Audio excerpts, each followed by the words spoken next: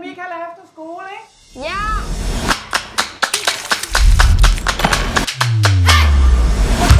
Godt, jamen hold massen, velkommen til hende. Så lad os komme i gang med at kende hende.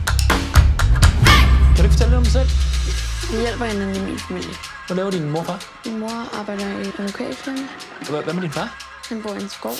Kan godt lide at udfordre systemet. Godt ikke, min far. Hvad kan du godt lide? Musik. Er det ikke noget, du har arvet fra nogen? Min morfar måske. Altså, mener han og mig? Marcel? Han er jo død for 100 år siden.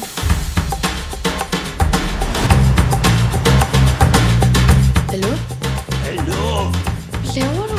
Yoga, selvfølgelig. Hvad fanden tror du? Kan du genkende den her? Det her kender jeg ikke en skid til. Du er min morfar. Hvad døde han af? Det kan jeg ikke huske. Tror du ikke, den er fed nok nu? Ja. Kan vi tage det her på et andet tidspunkt? Min fars butik holder fødselsdagsfest. Opvarmningsbandet er os. Vil du spille med? Jeg skal spille koncert i Lille på næste lørdag.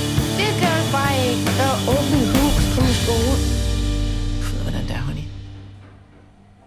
Selvfølgelig. Godt, piger.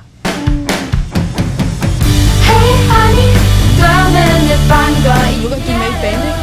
Hvad er det, der er så vigtigt?